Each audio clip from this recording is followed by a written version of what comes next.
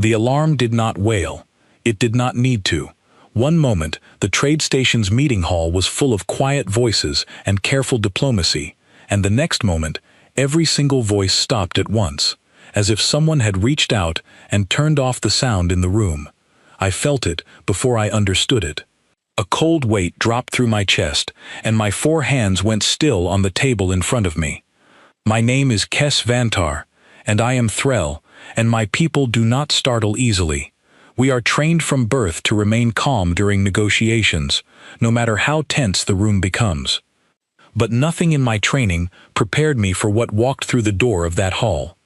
He was tall, with skin the color of ash, and eyes that did not blink. He wore no uniform, only a long dark coat that moved like it was alive, and in his right hand he carried a weapon that hummed with a low, patient sound. I did not know his name yet. I would learn it soon enough. The delegates around the station already knew him by a different name, a name spoken only in warnings. The Reaper of Ithun. He did not shout. He did not threaten. He simply walked into the center of the hall, turned in a slow circle, and looked at every single one of us like we were nothing more than furniture waiting to be moved out of his way. And every single person in that room froze. I mean this literally. Around me, delegates from a dozen worlds sat locked in place, their bodies rigid, their breath shallow, their eyes wide and fixed on the killer standing among us. A Vex trade minister beside me had gone pale, her long neck stretched forward, her mouth slightly open, as if she had been paused in the middle of a sentence and simply left there. An Orlun scholar across the table gripped the edge of his chair so tightly his knuckles had turned white. Even the station security officers near the far wall, armed and trained, stood frozen with their weapons only half raised, as though their bodies had forgotten how to finish the motion. I understood why. It is not weakness. It is biology. Most species in this galaxy, including my own, carry an old and deep instinct buried in our nervous systems. When a true predator appears, when something enters the room that our bodies recognize, on some ancient level, as a hunter that can kill us before we can react, we freeze. It is not a choice. It is not something we can simply decide to stop doing. Our ancestors survived by staying still when a larger, faster, deadlier creature was near, because movement meant being seen, and being seen meant being caught. That instinct never left us. It only went quiet, waiting for a moment like this one to wake it up again. I felt it wake up in me. My breath caught in my throat. My eyes locked onto the assassin and refused to look away. I could not have stood up if the building had been on fire. I could not have called for help if my life depended on it, and in that moment I was fairly certain it did. The Reaper took another step forward. His eyes moved across the room slowly, deliberately, searching. He was not here for all of us.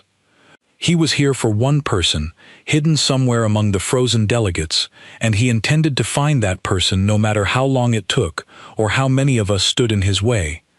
The silence stretched. It felt like it lasted forever, though I am certain it was only a few seconds. In that silence, I could hear my own heartbeat pounding in my ears, and I could hear the faint hum of his weapon, and I could hear absolutely nothing else, because 200 people had stopped breathing at the same time. And then I heard something that did not belong in that silence at all. I heard laughing. At first, I thought I had imagined it. It seemed impossible, a sound so out of place that my mind refused to accept it as real.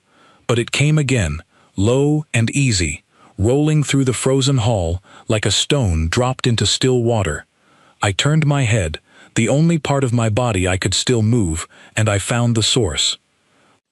3 tables away, a human sat with his boots propped up on the edge of his chair, his arms crossed behind his head, and a wide grin spread across his face. His name, I would soon learn, was Callum Reyes, a junior member of the Human Diplomatic Party, a man nobody at the summit had paid much attention to until this exact moment. And he was laughing, not nervously, not with fear hiding underneath it. He was laughing the way a person laughs at a joke they have heard 100 times before and still find funny. The Reaper's head turned toward him instantly. Every predator, no matter the species, reacts to the unexpected. And nothing about that hall was more unexpected than a single unfrozen figure sitting comfortably, laughing in the face of death. I wanted to scream at him to stop. I wanted to warn him that laughing at a killer was the single worst thing anyone could possibly do. But my mouth would not move, and my voice would not come, and all I could do was watch as Callum lowered his boots to the floor, stood up from his chair, and looked directly at the most feared assassin in known space, like the man had just walked in wearing a costume at a party.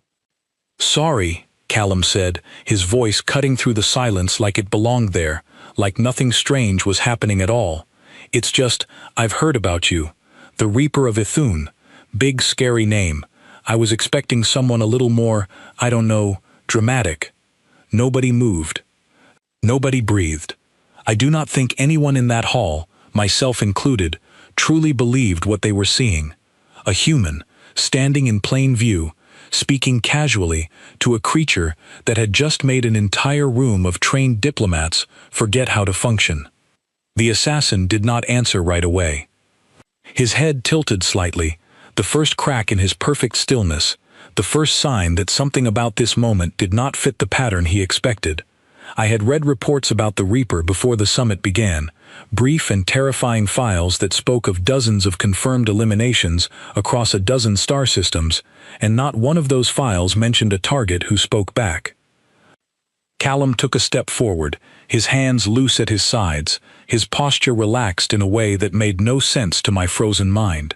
Every instinct in my body screamed that this was wrong, that no living creature should move toward a predator, that stillness was survival and motion was death. And yet there he was, walking toward the one thing every other person in the room was too terrified to even look at directly. "You know," Callum said, his tone almost friendly, "back where I'm from, we've got this old saying, never bring a gun to a laughing contest. Doesn't really translate well, does it? Doesn't matter. Point is, you walked in here expecting everybody to just sit still and let you do your thing. And look at that. Everybody did. Except me." The Reaper's weapon rose slightly, the hum growing sharper, more focused. I felt my heart stop entirely for a moment. This was it, I thought.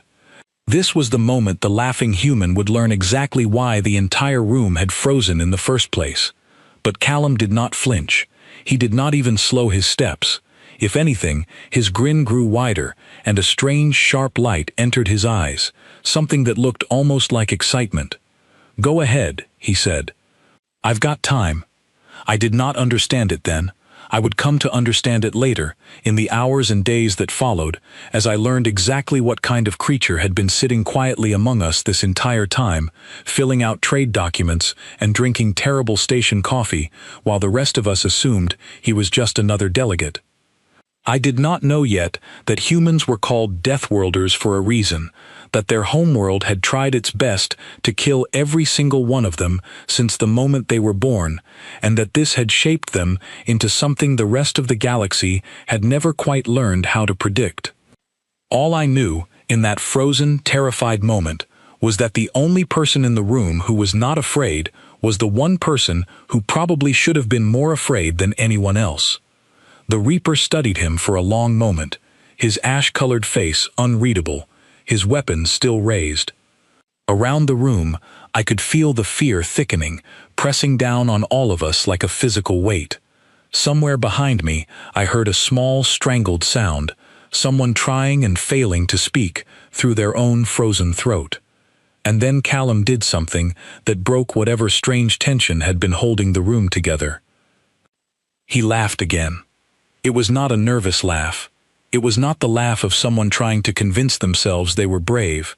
It was genuine, warm, almost delighted, the kind of laugh a person gives when they have just been handed an interesting problem to solve rather than a reason to be afraid. "You know what's funny?" he said, still walking, still closing the distance between himself and the assassin, while 200 frozen witnesses watched in silent horror. "Everybody in this room thinks you're the scariest thing that's ever walked through that door. And maybe you are, to them, But you picked the one summit, on the one station, with the one species in the entire galaxy that doesn't come with a freeze button built in. Bad luck, buddy. Really bad luck." The Reaper's finger tightened on the trigger of his weapon. And that was the moment everything changed. I had spent my entire life believing that fear was something every intelligent creature shared, a universal language written into our bodies long before any of us learned to speak with our mouths. I believed that when a predator appeared, every living thing that valued its own survival responded the same way, with stillness, with silence, with the desperate hope of simply not being noticed. I was about to learn how wrong I was. Because as the Reaper's weapon began to fire, Callum Reyes was already moving, and he was not moving away. He was moving toward it. The first shot from the Reaper's weapon struck the floor exactly where Callum had been standing half a second earlier, tearing a scorched line into the polished metal. I would have expected the human to stumble, to freeze, to do anything other than what he actually did, which was tilt his body sideways at the last possible moment and keep moving forward as though the near miss was simply part of the plan. I could not look away. My body was still locked in place, but my eyes were fully awake now, wide and fixed on the scene unfolding in front of me. Around the hall, other delegates remained frozen as well, trapped in the same instinct that held me, watching a scene that none of us had a framework to understand. Predators did not miss. Prey did not walk toward the weapon that hunted them, and yet here was a human doing both at once, breaking every rule the rest of us had spent our entire lives following without question. "Missed me," Callum called out, his voice light, almost teasing. "You've got a reputation to protect, you know. People are watching." The Reaper adjusted his aim, his movements sharp and precise, clearly a creature accustomed to ending confrontations quickly and without complication. But something in his posture had shifted. I noticed it even through my fear. His shoulders, which had been perfectly level when he first entered the hall, had drawn in slightly, the barest hint of hesitation in a body built for certainty. Whatever training had made him the most feared name in the sector had never accounted for a target who refused to behave like prey. I want to explain, before I go further, exactly what I had always understood about humans before that day, because it will help you understand how strange this all felt to me in the moment. Humans arrived in galactic society later than most species, discovered only a few decades before that summit, and their homeworld earned a classification that few other planets in the catalog shared. It was marked, in official records, as a death world. I had read the files during my training, the way every diplomat assigned to human relations eventually does, and I remembered feeling a strange mixture of pity and disbelief as I went through them. Their planet was a place of constant danger, filled with predators larger and faster and more numerous than almost anywhere else recorded. Their weather turned violent with little warning, spinning storms capable of tearing apart entire settlements. Their own biology was built from countless tiny threats, invisible organisms that could end a life in hours if left unchecked. And their gravity, their atmosphere, even the chemistry of their own world, all of it pressed down on them constantly, shaping every single generation of their species into something that had to fight simply to continue existing. Most species I had studied would have been destroyed by a world like that. Many species had been destroyed by far gentler worlds than theirs, but humans had not just survived it, they had thrived inside it, spreading across every corner of their planet, adapting to deserts and ice fields and mountains and oceans, building civilizations in places that should have killed them 1,000 times over before they ever had the chance. I remembered reading a passage in one report that I had found almost impossible to believe at the time. It described an incident where a research team's shelter had been struck by one of their planet's violent storms, the kind capable of lifting entire structures into the air. The humans inside, according to eyewitness accounts, had spent the following hour making jokes about the storm's poor timing while repairing the damage with whatever materials they had on hand. I remember thinking, at the time, that the report must have been exaggerated, or perhaps mistranslated, because no rational creature would respond to genuine danger with humor. I understand now that I was the one who did not understand. Humor was not humans ignoring the danger.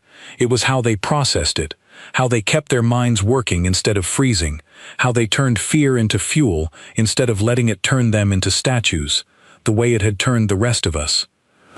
I thought about all of this in fragments, flashing through my mind even as I sat frozen in my chair, watching Callum move through the hall with an ease that should not have been possible. He ducked behind an overturned table as the Reaper fired again, the shot punching a hole through the metal barrier close enough that I saw sparks fly from the impact. For a moment, I lost sight of him, and my chest tightened with a fear I had not expected to feel for a man I had exchanged perhaps 3 words with during the entire summit. Then his voice rang out again, calm, almost cheerful, from somewhere behind the wreckage. "You know what your problem is?" he called. "You've been doing this job so long, everybody just gives up the moment they see you.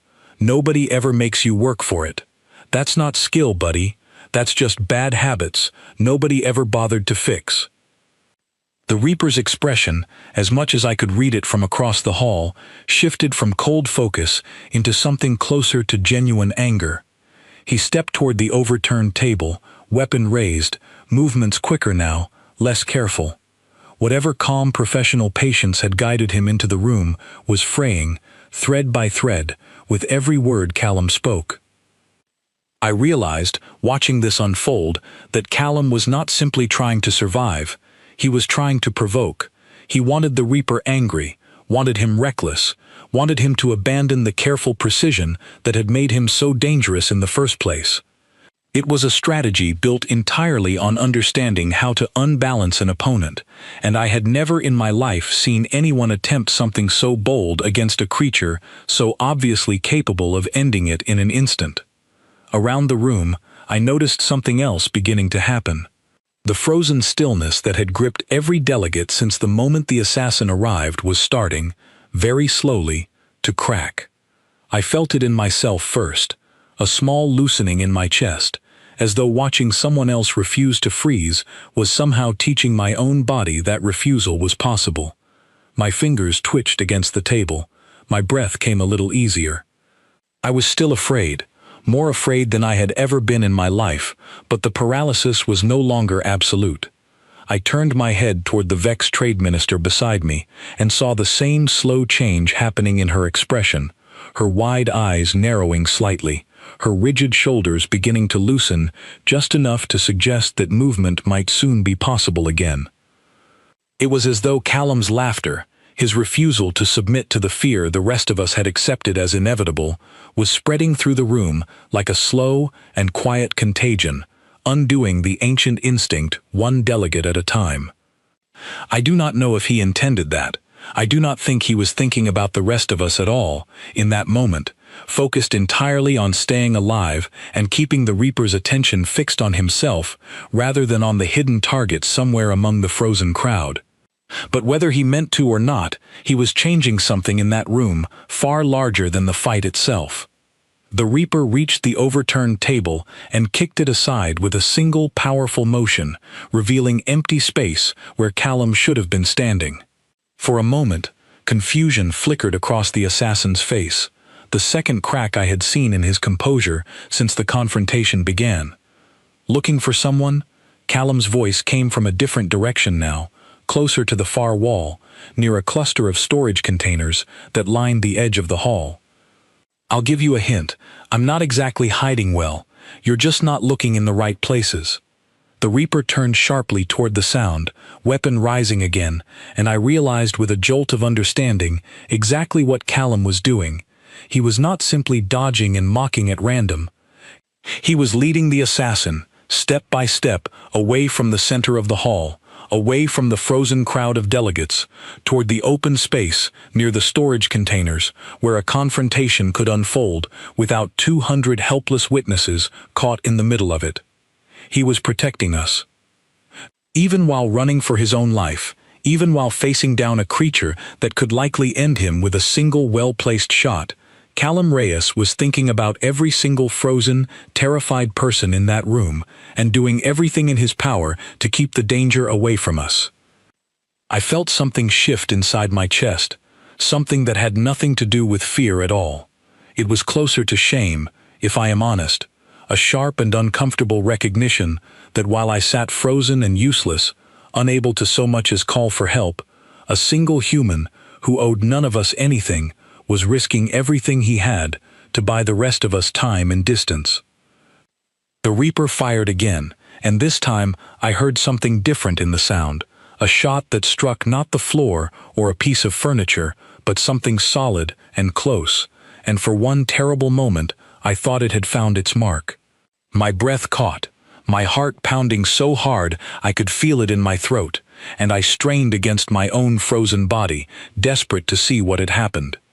Then I heard him laugh again, breathless this time, strained at the edges, but still unmistakably genuine. "Close one," Callum called out. "Really close one. You're getting better, or I'm getting slower, hard to tell which." Relief flooded through me so suddenly that my hands finally unclenched from the edge of the table, the first real movement I had managed since the confrontation began.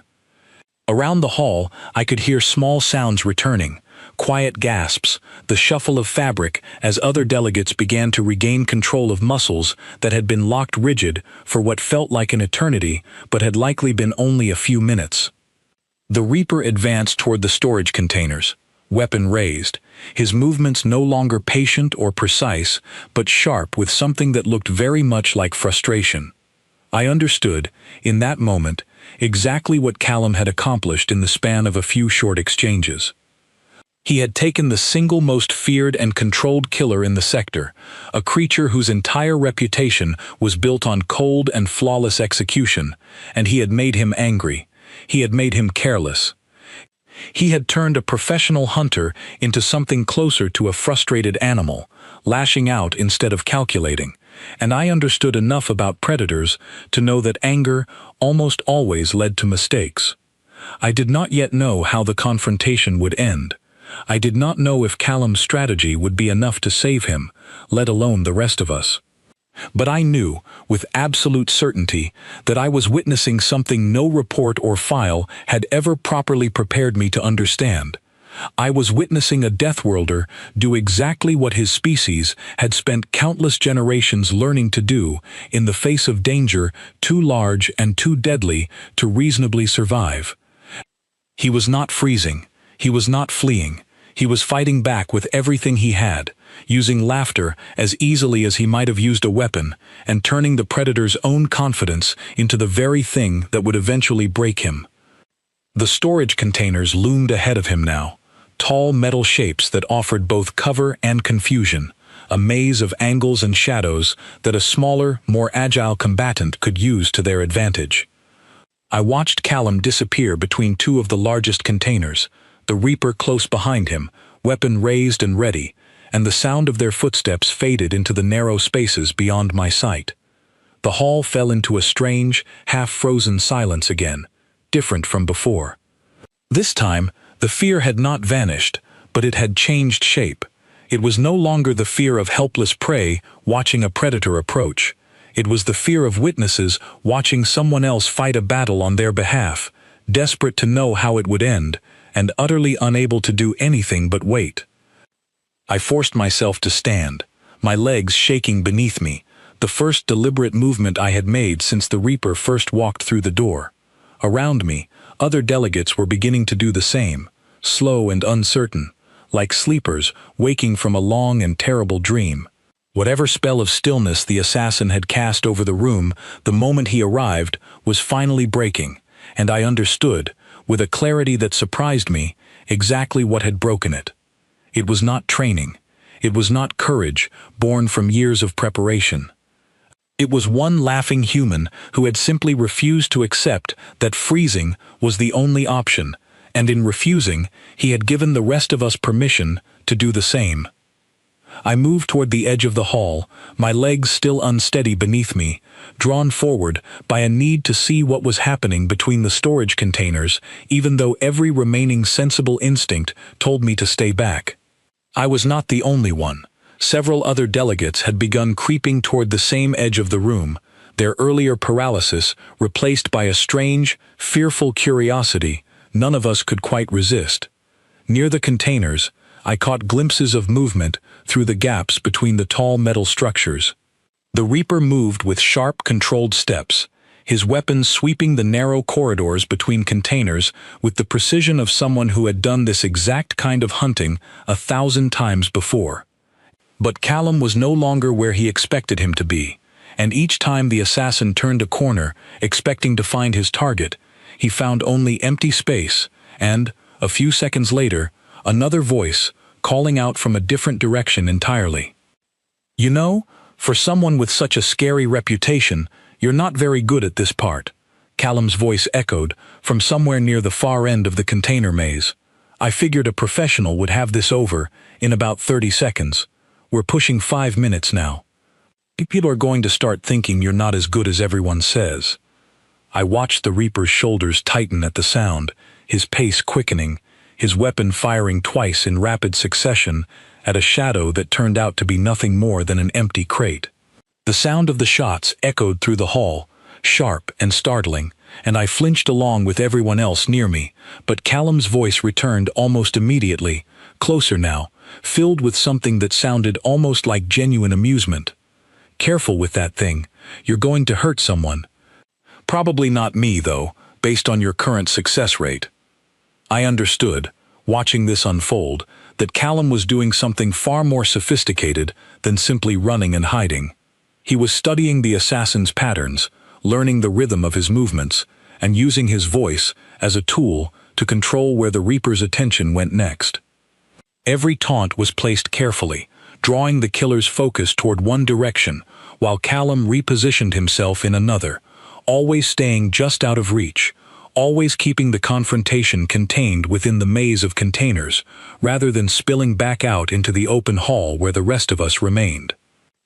A station security officer near me finally found his voice, speaking in a low, urgent tone to the small cluster of guards gathered by the far wall. "We need to move in. We can't just let this continue."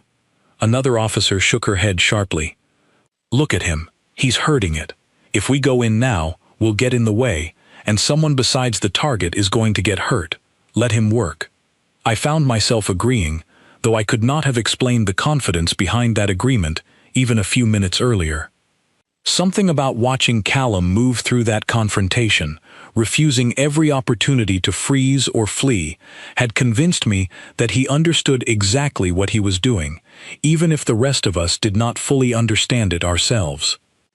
The Reaper's frustration continued to build with every taunt, every missed shot, every moment that stretched on without the clean, quick resolution his reputation had promised. I had read enough about predator behavior during my diplomatic training to recognize the signs. A hunter who prided himself on control was losing that control, piece by piece, and a hunter without control became unpredictable in ways that worked against him as often as they worked in his favor. "This is taking longer than it should," the Reaper finally said, his voice carrying clearly through the hall for the first time since he had entered it. It was a cold voice, flat and precise, but I could hear the strain beneath it now, the same strain I had seen building in his posture and his movements. "You should have frozen like the rest of them. That would have been easier for both of us." "Yeah, well," Callum called back, "we're not really big on easy where I'm from. Kind of ruins the fun." There was a pause, and then the sound of metal scraping against metal, something heavy being shifted or thrown, followed by a sharp exclamation from the Reaper that was cut short almost as soon as it began.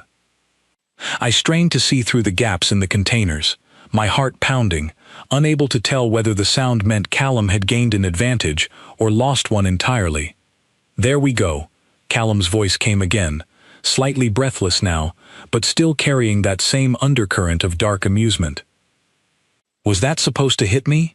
Because I've got to tell you, your aim is really not living up to the stories." I began to understand, piece by piece, exactly what strategy Callum was employing. He was not simply avoiding the Reaper's attacks.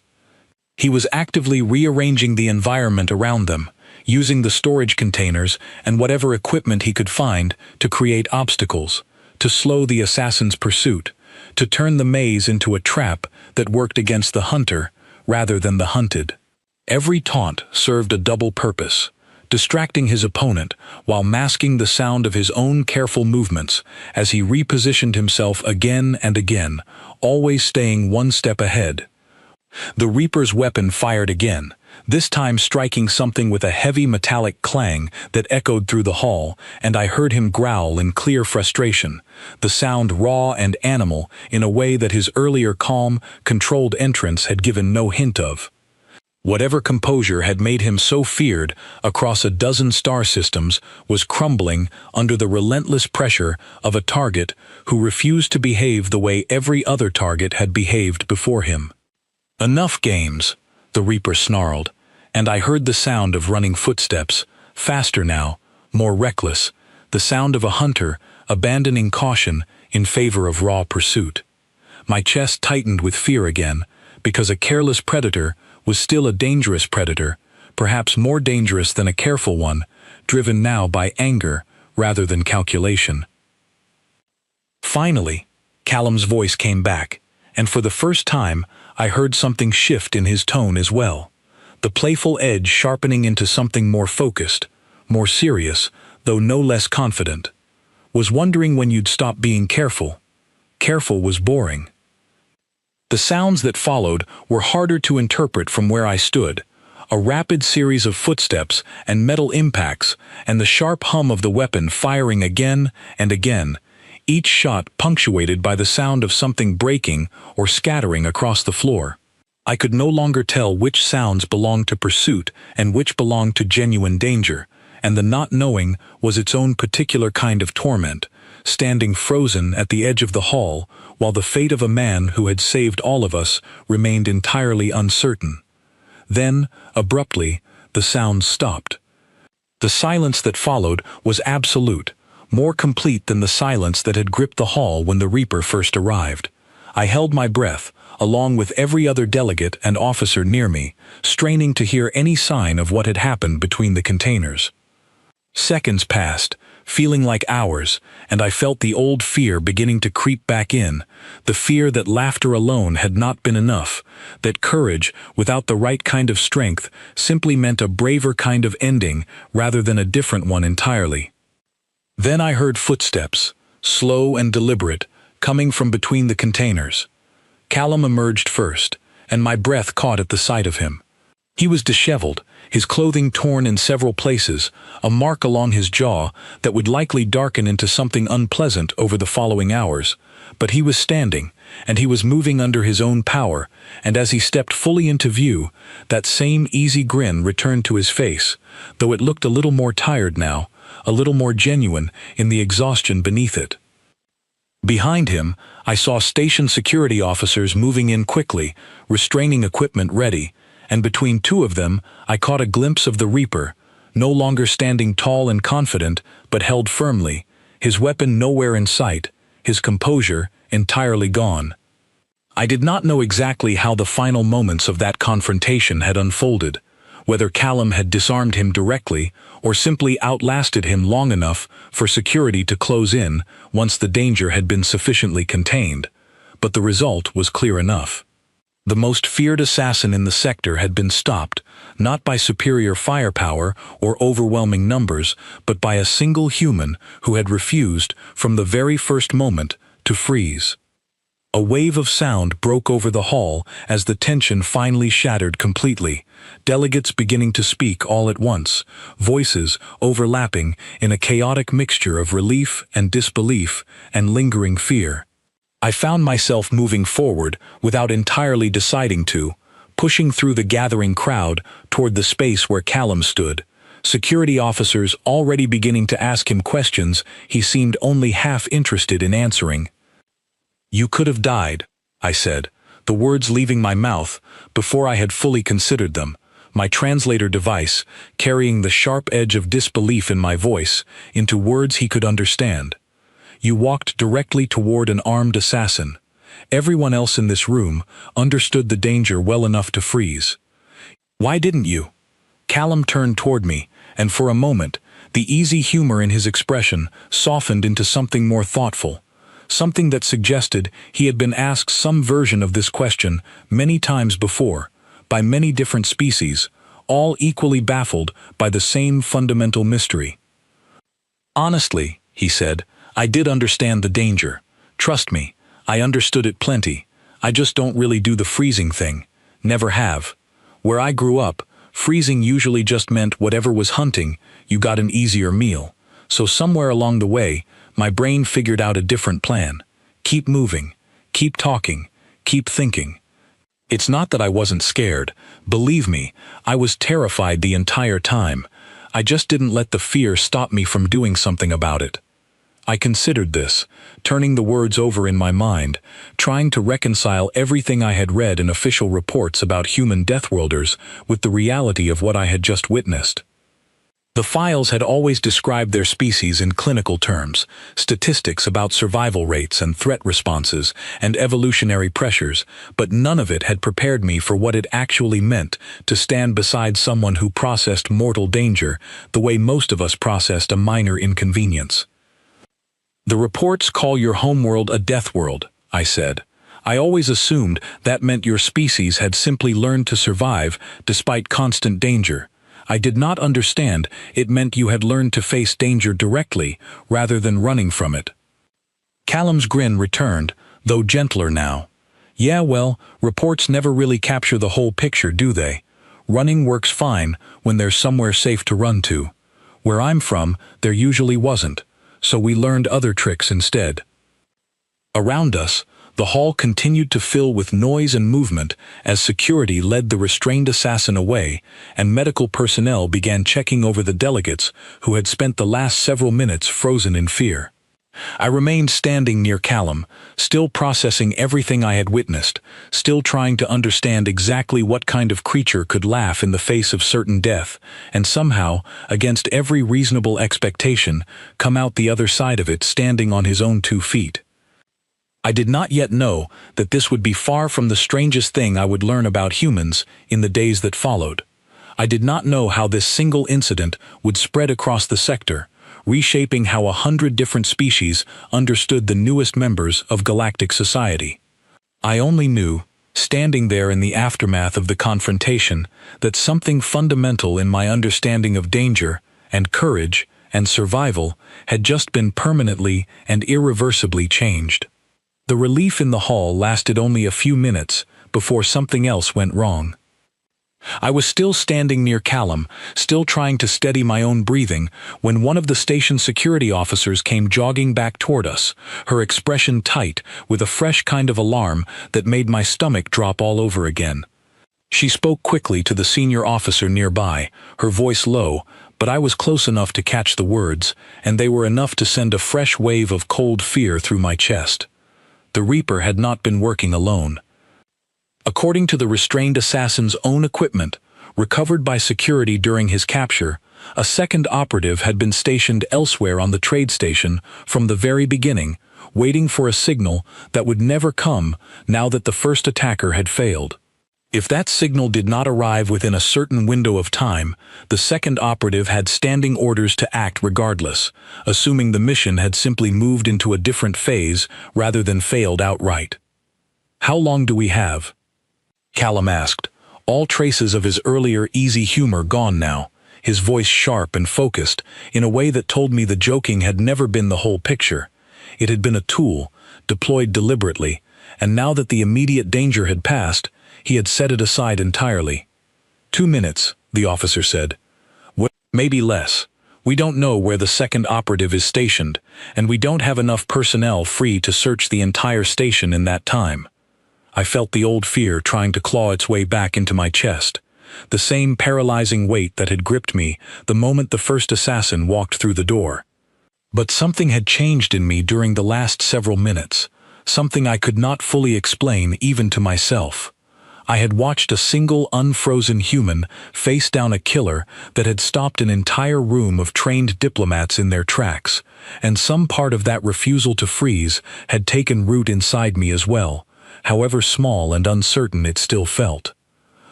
"The docking control room," I said. the words leaving my mouth before I had fully decided to speak them.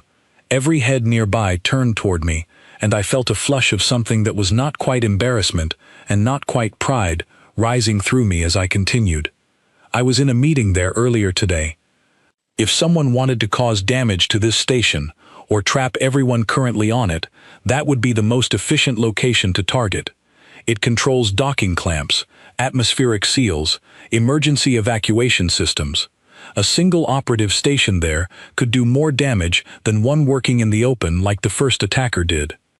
Callum turned to look at me fully, something shifting in his expression, a kind of quiet respect I had not expected to see directed toward me after everything that had just happened. That's good thinking, really good thinking. The senior security officer hesitated only a moment before nodding sharply. It's the best lead we've got.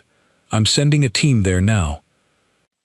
I'm coming too, Callum said, already moving toward the hall's exit, and after a heartbeat of hesitation, I found myself moving alongside him, my legs steadier now than they had been only minutes earlier, driven forward by something that felt less like courage and more like simple refusal to remain behind and do nothing while others faced the danger in my place. You don't have to do this, Callum said as we hurried down the station's central corridor, security officers moving quickly ahead of and behind us, weapons drawn and ready. You've already done plenty. Nobody would blame you for staying back. I know, I said, and I was somewhat surprised to hear how steady my own voice sounded, despite the fear still churning beneath my ribs. But I watched you walk toward danger when every instinct in my body told me that was impossible for any living creature to do. I think I would like to understand what that feels like, at least once, rather than only watching it from a distance. Callum's grin returned, brief but genuine. Fair enough. Just so you know, it doesn't get less scary. You just get better at moving through it anyway. We reached the docking control room within minutes, the security team fanning out along the corridor leading to its entrance, weapons raised, voices low and clipped as they coordinated their approach. Through a narrow window set into the control room's heavy door, I caught a glimpse of movement inside. A figure working quickly at one of the station's primary control panels, their attention fixed entirely on the task in front of them.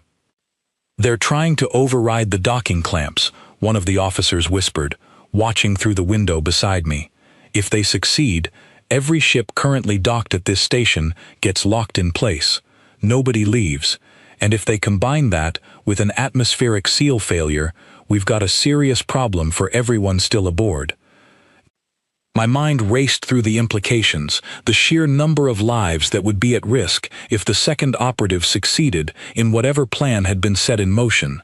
Hundreds of delegates, station staff, and crew members from a dozen different worlds, all trapped together on a station suddenly transformed from a place of fragile diplomacy into a potential catastrophe. We need a distraction, the senior officer said quietly. Something to draw their attention away from the panel long enough for my team to breach, without giving them time to trigger whatever failsafe they've got rigged into that system. Callum was already moving before the officer finished speaking, positioning himself near the door with a focus that reminded me sharply of how he had moved during the earlier confrontation, calm and purposeful despite the obvious danger. I can do that part. You want to walk in there and get their attention, I said, understanding immediately what he intended, the same way you got the Reaper's attention. Something like that, he said, except this time, I'm not going in alone. He looked at me as he said it, and I understood, with a jolt that ran through my entire body, exactly what he was asking. I was Threll. My people were diplomats, negotiators, careful thinkers who avoided physical confrontation whenever any other option existed. I had never in my life imagined myself walking deliberately toward armed danger, and yet here I was, standing in a station corridor moments away from doing exactly that. What do you need me to do? I asked, and I felt a strange kind of steadiness settle over me as I spoke the words, as though simply deciding to move forward had already quieted some of the fear that would otherwise have overwhelmed me completely.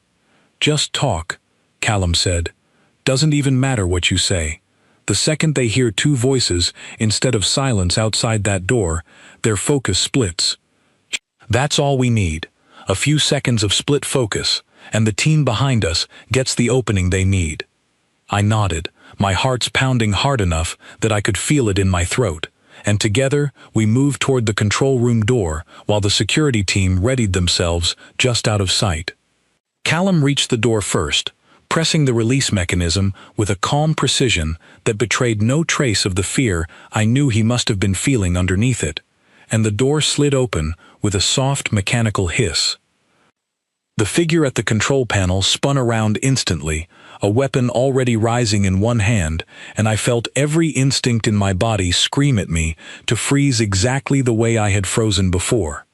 But this time, I thought of Callum's laughter echoing through the hall, of the way he had refused to let his fear decide his actions for him, and I forced my voice out into the open air instead of letting it die in my throat. "You should probably know," I said, my voice trembling but audible, "that the first attempt to disrupt this summit already failed. Rather badly, in fact. The individual who arrived before you is currently in security custody, and I imagine he is not having a particularly pleasant conversation with them right now." The operative's eyes flicked toward me, startled by the sound of an unexpected voice, and in that same instant, Callum spoke as well, his tone light and almost conversational despite the obvious tension in the room. "Yeah, and honestly, between the two of us, I'd say you picked a pretty bad day to try this. This station has had exactly one attempted disaster today already. I don't think it's got room in its schedule for a second one." The operative's attention split exactly as Callum had predicted, torn between two voices coming from two different directions, unable to fully focus on either threat, while also monitoring the control panel behind them. It was only a few seconds of genuine confusion, but a few seconds was apparently all the waiting security team needed. They moved into the room with practice speed, and within moments the operative was restrained, the weapon secured, and the control panel confirmed intact, the docking clamps and atmospheric seals never having been successfully compromised. The entire exchange, from the moment the door opened to the moment the operative was fully restrained, had lasted less than a minute, though it had felt, to me, like an entire lifetime compressed into a single unbearable stretch of time. I found myself breathing hard once the danger had fully passed, my legs suddenly unsteady beneath me in a way they had not been during the confrontation itself, as though my body had only now caught up with exactly how frightening the last several minutes had actually been. Callum reached out and steadied me with one hand on my shoulder, his grip firm and reassuring. "You did great," he said. "Seriously, first time facing something like that, and you didn't freeze. That's not nothing." I was terrified, I admitted, the words feeling strange and unfamiliar, leaving my mouth in front of someone else, a level of honesty my species rarely extended toward strangers. "Yeah," Callum said, his grin returning, softer now than it had been during the earlier confrontation, but no less genuine. "Me too, if it makes you feel any better. The whole time, every single second of it." I stared at him, trying to reconcile this admission with everything I had witnessed only a short while earlier, the laughter, the taunting, the seemingly fearless confidence with which he had walked toward an armed killer. "You did not appear afraid at all. Appearing and being are two different things," he said. "Being scared doesn't mean you have to act scared. Sometimes acting like you're not scared is the only thing that gives you enough room to actually do something about the situation, instead of just standing there, letting it happen to you." I thought about those words for a long time afterward, turning them over in my mind again and again in the hours that followed, as station security finished securing both captured operatives and medical staff moved through the hall checking on delegates who had experienced the kind of fear that no amount of diplomatic training could ever fully prepare a person to face. I thought about the ancient instinct that had frozen every single one of us the moment the first assassin arrived, and I thought about the single human whose entire species had apparently spent countless generations learning exactly how to override that instinct when the situation demanded it. I did not yet understand everything about what I had witnessed that day.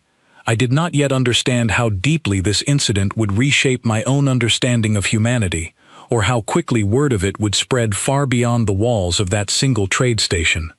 But I understood, standing there in the aftermath, that something fundamental in how I viewed danger and fear and the fragile line between freezing and fighting had shifted permanently, and there would be no returning to the way I had understood these things before. News of what happened on the trade station spread faster than I expected. Faster, in truth, than almost any diplomatic incident I had witnessed in my entire career. Within a single day, reports had reached a dozen neighboring systems. Within a week, the story had traveled far beyond the region entirely, passed from station to station, from ship to ship, growing a little stranger and a little more dramatic with every retelling, the way stories always do when they pass through enough hands. I remained on the station for several additional days after the incident, assisting with the lengthy process of restoring the summit's schedule and helping to calm the understandably rattled nerves of delegates who had spent an unforgettable afternoon frozen in fear while a single laughing human faced down the most feared assassin in the sector. During those days, I found myself fielding an unusual number of questions from colleagues and acquaintances across the network, all of them wanting to know the same thing. What was he like? What actually happened? Was it true he laughed the entire time? I answered as honestly as I could, though I found the truth was somehow both simpler and stranger than the rumors that had already begun circulating. He had not laughed constantly, not in the way some of the more exaggerated reports suggested.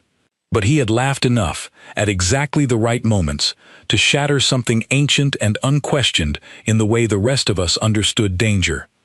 I sought Callum out on the third day, finding him in one of the station's quieter lounges, sitting alone with a cup of the same terrible station coffee I had seen him drinking before any of this had ever happened. He looked tired in a way that had nothing to do with physical exhaustion, the particular tiredness of someone who had spent several days answering the same questions from officials and journalists and curious strangers, all of them wanting a piece of the story for themselves. "How are you feeling?" I asked, settling into the seat across from him. He shrugged, though the gesture carried less of his usual easy confidence than I remembered from before the incident. "Honestly, kind of strange. Back home, this would have been a weird story people forgot about in a week. Out here, apparently, it's a whole thing." "You saved a great many lives," I said. "I do not think it is strange that people wish to understand how you managed it." "I didn't do it alone," he said, glancing at me with something that looked almost like gratitude. "You walked into that control room with me. That took more courage than anything I did, honestly. I've had a lifetime of practice not freezing. You didn't." I considered his words carefully before answering. "I have been thinking about that a great deal since it happened, about why my species freezes, and why yours does not.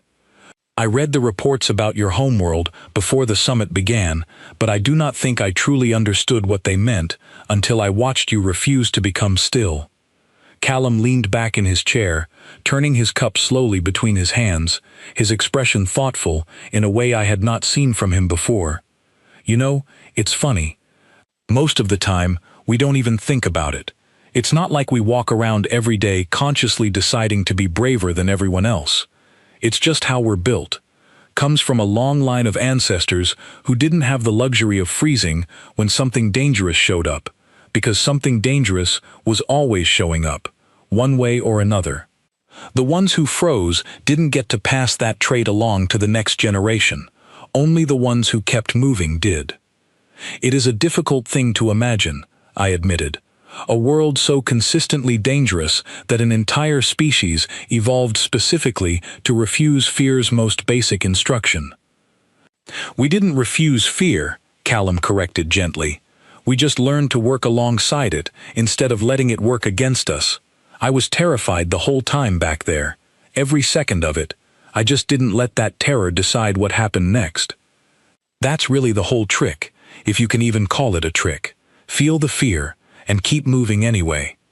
I found myself smiling at that, a gesture I was not certain translated well between our two species, though something in Callum's expression suggested he understood it regardless. I think, before this incident, I believed courage meant the absence of fear. I understand now that it means something rather different. Yeah, he said. Most people get that wrong, honestly. Doesn't matter what species you are, courage was never about not being scared. It's about deciding the fear doesn't get the final word. We sat together in comfortable silence for a while after that, and I found myself reflecting on everything I had witnessed and learned during those strange, frightening, ultimately transformative days. I thought about the ancient instinct that had frozen an entire hall of trained diplomats the moment danger arrived, an instinct so deeply ingrained that none of us had ever thought to question it, because none of us had ever needed to. I thought about the single human who had walked through that same danger laughing, not because he did not understand the risk, but because his entire species had spent countless generations learning that laughter and movement and stubborn, unyielding action were simply better tools for survival than stillness ever could be. I thought, too, about the strange, quiet moment in the docking control room when I had found my own voice, despite every instinct screaming at me to remain silent and still, and how that single choice had felt like stepping through a door I had not previously known existed within myself. I did not think I would ever again be quite as frightened by fear itself as I had been before that day. Not because the danger of the galaxy had become any less real, but because I now understood, in a way I never had before, that fear and paralysis were not the same thing at all, and one did not have to lead inevitably to the other. In the weeks that followed, the story of what happened on the trade station continued to spread, gathering embellishments and exaggerations the way every good story eventually does. Some versions claimed Callum had fought the Reaper with his bare hands the entire time, weaponless and unafraid. Other versions insisted he had somehow talked the assassin out of the mission entirely through sheer force of humor alone. The truth, as I had witnessed it firsthand, was somehow both less dramatic and more remarkable than any of the exaggerated retellings. A simple, stubborn refusal to freeze, paired with a sharp mind that used every available tool, including laughter itself, to buy time and create opportunities where none should have existed. Across a dozen systems, other species began to speak of humans differently after that incident. The old cautious curiosity that had defined most of galactic society's early interactions with humanity giving way to something closer to wary respect, tinged with an unmistakable thread of unease. Humans were dangerous. Everyone had always known that much, their homeworld's reputation as a death world having preceded them into galactic society from the very beginning. But dangerous had always implied something we could predict, something we could plan around, the same kind of danger any powerful weapon or hostile species might represent. What we learned that day was something else entirely. Humans were not merely dangerous the way a weapon was dangerous. They were dangerous the way an unpredictable force of nature was dangerous, capable of remaining calm, clever, and even genuinely amused in circumstances that reduced the rest of us to helpless stillness. It was one thing to fear a species that fought back when threatened. It was another thing entirely to fear a species that laughed while doing it, because laughter suggested something none of us fully understood yet, a confidence built from countless generations of surviving worse, a familiarity with danger so deep that even mortal threats had somehow become, in their own strange way, almost manageable. I remained in contact with Callum long after the summit concluded, our unlikely friendship forged in those few terrifying minutes proving surprisingly durable across the following months. I asked him once, during one of our exchanges, whether he ever grew tired of being seen as some kind of remarkable exception, a single extraordinary human whose actions had reshaped how an entire region of the galaxy understood his species. His answer stayed with me long afterward. "I'm not exceptional," he told me. That's honestly the scariest part, if you think about it. I'm just an average guy from an average town. Nothing special about me at all. Not by human standards. There's a whole planet full of people just like me. Plenty of them, a lot more capable than I am. That's not me bragging, by the way. That's just what a death world does to a species over enough generations. It doesn't make one hero. It makes an entire population that doesn't know how to give up, because giving up was never really an option worth considering. I think of that conversation often, even now, whenever my work brings me into contact with other members of humanity's growing diplomatic presence across galactic society. I watch for it in small moments, the quiet stubbornness in the face of setbacks, the readiness to find something worth laughing at even during genuinely difficult circumstances, the unmistakable sense that beneath every calm human exterior lay a species built from countless generations of refusing to let fear make their decisions for them. I no longer feel the same instinctive freeze I once felt in the presence of true danger. Not entirely, not anymore. Some trace of that old paralysis likely remains, buried deep in whatever ancient part of my mind first learned to go still when predators appeared, because such instincts rarely disappear completely, no matter how thoroughly we might wish them gone. But I carry something else now as well, something I did not have before that day on the trade station, a small and stubborn reminder that stillness is a choice, not an inevitability, and that even the deepest fear does not have to be the final word in how any of us respond to it.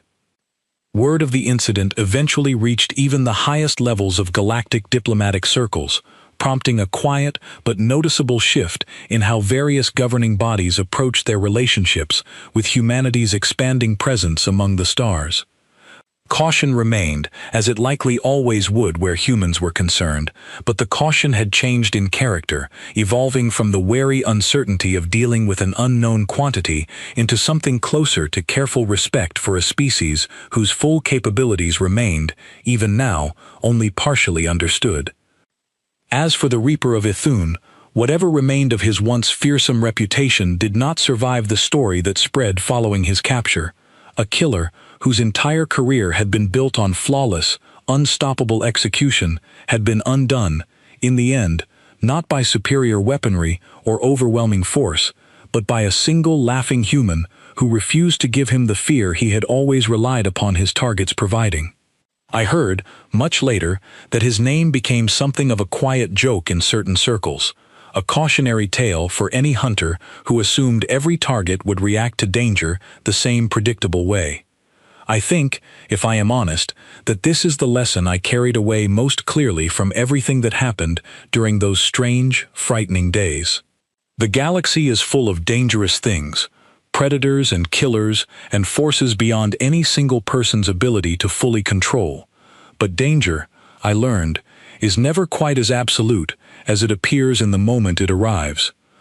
There is almost always a choice buried somewhere within even the most terrifying circumstances, a choice between freezing and moving, between silence and laughter, between letting fear write the ending of the story or refusing to let it hold the pen at all. I did not choose to learn this lesson. It arrived, unannounced and unwelcome, on an otherwise ordinary day at a diplomatic summit that was never supposed to become anything more than routine negotiation. But I am grateful, in the end, that it arrived at all, and I am grateful, more than I can properly express, that when it did, I happened to be sitting close enough to witness exactly what it looked like when someone refused to freeze. Everyone in that hall had frozen the moment the killer arrived, everyone except one laughing human, who reminded the rest of us, in the span of a single unforgettable afternoon, that fear was only ever as powerful as the stillness we allowed it to create.